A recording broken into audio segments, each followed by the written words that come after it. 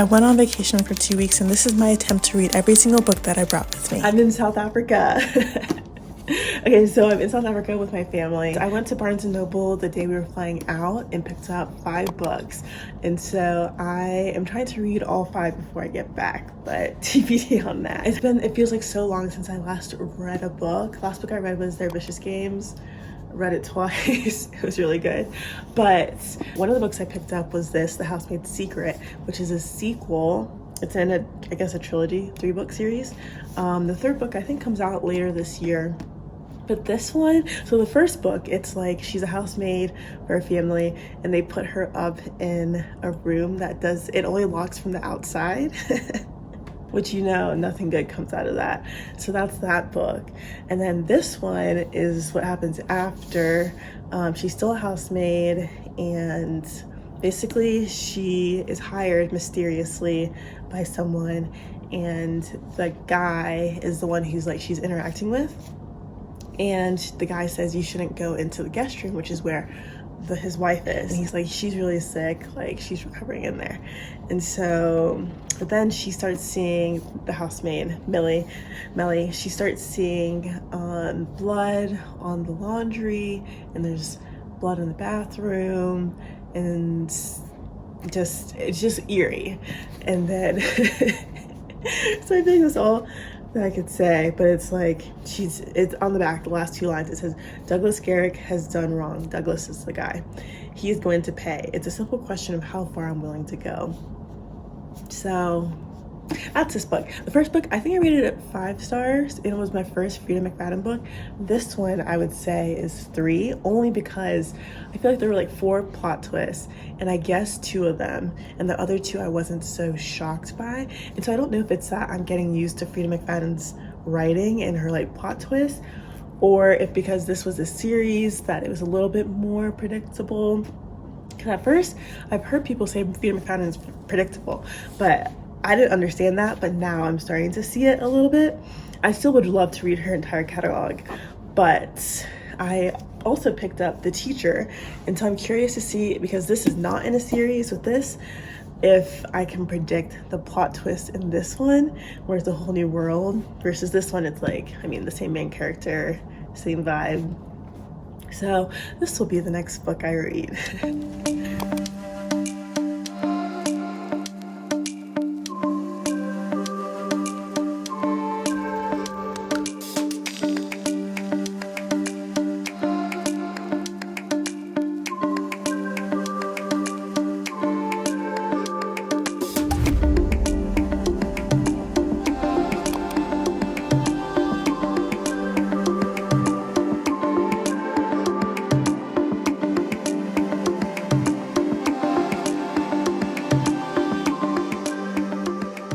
Hi!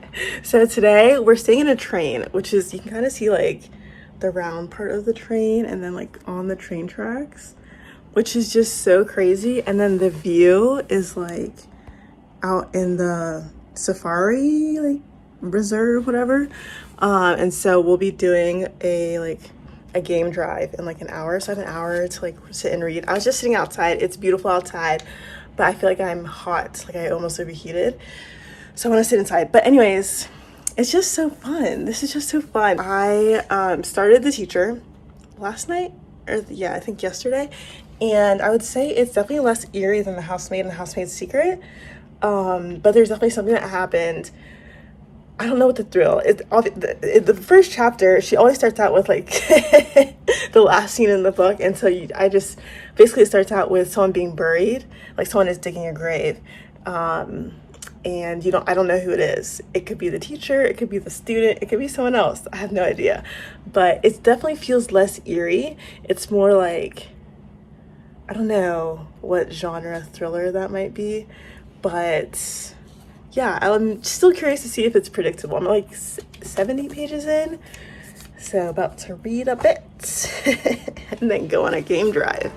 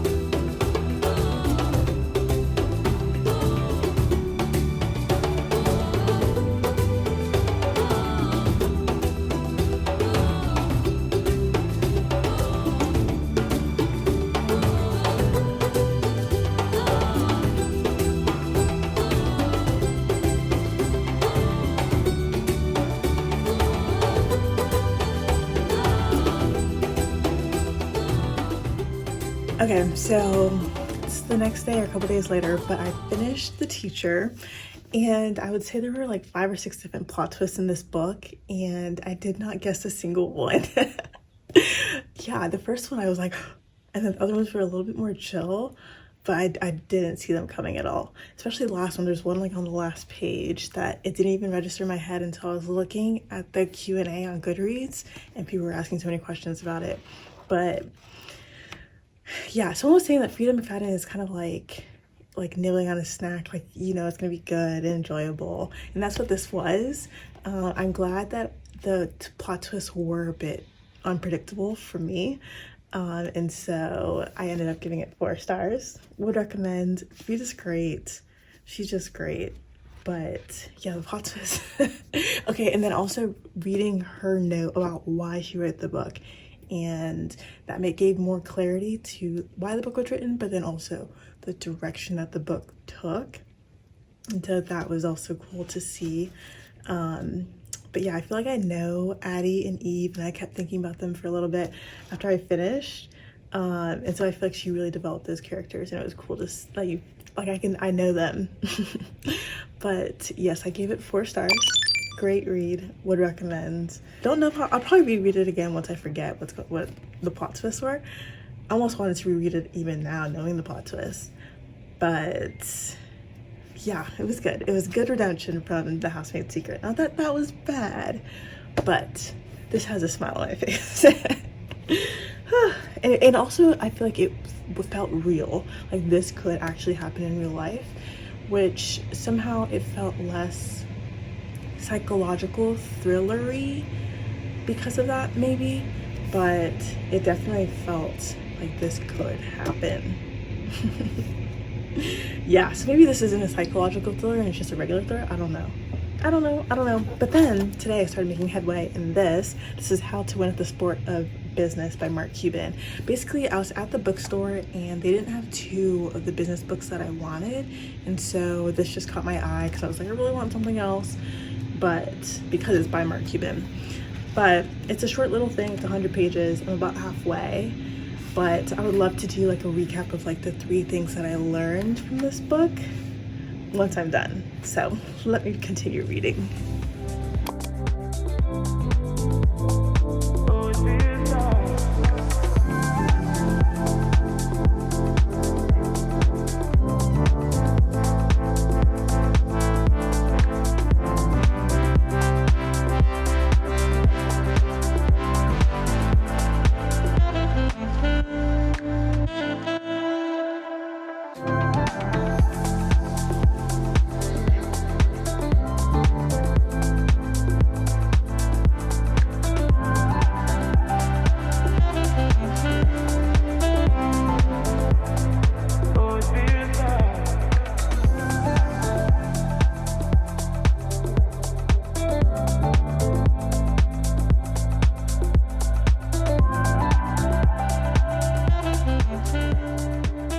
So I finished Mark Cuban's book last night, and then I started $1 Million Weekend today, and this is what it looks like without the book jacket on it. The book jacket is bright green, which is just so funny.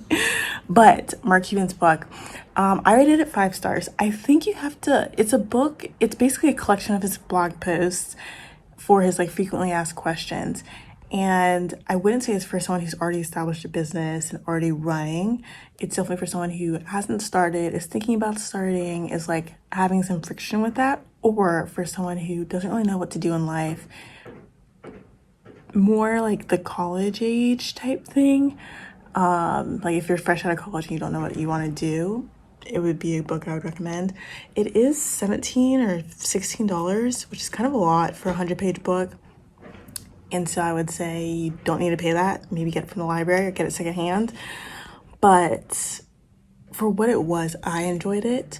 I think it's not like the most action. Basically, he says you need to be good at selling. I would say a couple of my takeaways are, 1, like focusing and intensity and committing. Like if you do that, you will succeed. If you can focus and commit to getting things done, you will succeed, whatever success might look like for you. And then another thing was that you only have to be right once. And that's something that I agree with wholeheartedly, is that, like, you know, the Thomas Edison quote from National Treasure is that Thomas Edison, someone asked, like, you found, it was like, it took you 900 ways to figure out a light bulb. And he was like, no, it was 900 ways not to make a light bulb, but he only needed one way to make it work. And then in the movie, I think they go and steal the Declaration of Independence. Great movie, one of my favorites. You know, Thomas Edison tried and failed nearly 2,000 times to develop the carbonized cotton thread filament for the incandescent light bulb. Edison? And when asked about it, he said, I didn't fail. I found out 2,000 ways how not to make a light bulb, but you only need to find one way to make it work. But it's so true. You can fail a bazillion times. Mark Cuban himself has failed a bazillion times, or like quote unquote failed, but all those failings are learnings for the future businesses, like hands-on learning, and it can apply and help him in the next venture. Like, yeah, you like shouldn't be afraid of failure, because failure, one, is inevitable, but two, it's like the journey to succeeding, whatever success might look like. So that was another takeaway. I would say the last bigger takeaway, there's some like more business ones that were on my Goodreads, so you can check those out. But the last one is kind of like, what will you remember when you're 90? Will you smile when you think back on whatever time, like today, or will you frown with regret? But basically having whatever you want on your tombstone, or whatever you want their end of life to look like, how does that affect what you do today? And so, yeah, I would say focus, thinking about the future of like taking the steps, because you have to, if nothing changes, nothing changes. So taking the steps to make something change. But then also you only have to find one way to make something work. You can fail a bazillion times, no one cares, but that one could be the one. So that was Mark Cuban's book. Rated it 5 stars. Some of the other people on Goodreads rated it way lower, which I totally understand, because again, it is his blog post, which means it's very colloquial, very just like thrown together. There's not much like sequencing through the chapters, and he even says that in the beginning, like, this is not meant to be read cover to cover, and he says it is his blog post put into a book. So take that for what you may. And then the last book, no, it's not the last book. The fourth book on this trip I'm reading, just started this morning. It's called $1 Million Weekend by Noah Kagan. So I'm like 10 or 20 pages in, so still a lot more to go.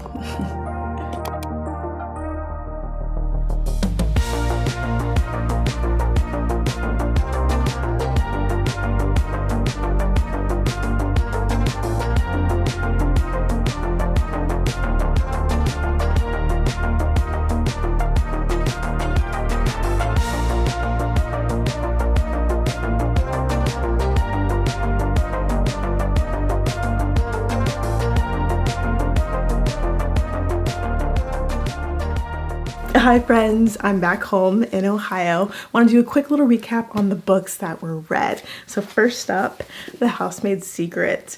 This was a bit repetitive, a bit predictable, and that's saying a lot because I am the most naive thriller reader. And so, but I am looking forward to the third book because it sounds like it has a different premise entirely than the first two in the series. And that one comes out in June, like 2 weeks from now. So 3 stars for this one. Then The Teacher. I was trying to see if all 3 books were starting to be predictable to me, but this threw me for a loop. A lot of people didn't like it and said there were a lot of plot holes, blah, blah, blah. I just read for entertainment. It was entertaining. 4 stars. And then I read Mark Cuban's book, How to Win at the Sport of Business. Rated this 5 stars. I'm actually gonna knock this down to like 4. Maybe even 3. And the reason being because it wasn't as actionable as it could be. I feel like if it's a 5-star nonfiction book, that means it was really actionable. Yeah. And so this was more like platitudes, I would say, but it was still good and encouraging and motivating, but 4 stars. And then I started $1 Million Weekend. I thought I would try to read it in a weekend, but I'll finish it this weekend. But I got about halfway. So far it's been really good and very actionable. So it's on track for 5 stars. And then on the flight, I finished The Lilies. This was tough. This is really tough. I probably could have done more research on it because it's a YA thriller, and it was comped to Ace of Spades, and I kind of got their Vicious Games vibes from what I read. I think it was in a Barnes & Noble email that I got, but it didn't feel thrilling to me at all. Like, barely any thrill. One thing I did enjoy is the cover. The cover is just so pretty. But then on top of that, it does have diverse characters. So if you're interested in reading something that has LGBTQ representation in a YA thriller, this could be for you. It just wasn't for me. I got to like 150 pages in and it felt like there was nothing happening. Yeah, I was like, what is the plot here? But then on top of that, there were 4 main characters, and then there's a bunch of grandmas and mothers, and it was just so hard for me personally to keep track of all the characters that I really wished I read it on a Kindle, so that because there were multiple times where I was going back to the first couple pages to figure out, okay, who is this person, who is this person. On a Kindle, it's a lot easier because you can just tap their name and then search in the book, and it shows you where they were first introduced. But here I spent so much time just trying to figure out who was who, especially the grandmas, mainly the grandmas, because that was just a lot. Definitely YA. It definitely felt like a YA book. Like versus their Vicious Games, I feel like you can be an adult and read that, but this one I was like, this is for someone in high school, not me. I don't know. It could have been so good, but I just didn't really enjoy it. I wouldn't say it was bad, but I wouldn't say it was good. So by my definition, that means it's a 3-star. I think it's a low 3. To the point where I'm almost like, can I trade it in for a different book? Which I hardly ever feel that. But yeah, it just wasn't for me. But anyways, I read 4 books, which is 4 more than April. But not that the number really matters. But there were, yeah, I think thriller. I want to try more dark academia, which is what this one was. I don't know if I explained that. I want to try more dark academia, more Frida McFadden, and definitely some more fiction. And definitely more nonfiction. Oh, also for the lilies, it has a loop in it. And I just have come to realize how much I don't like loops in movies or in books. I don't like it at all. I don't like it. So there's a loop in here. It's dark academia with a loop and diversity.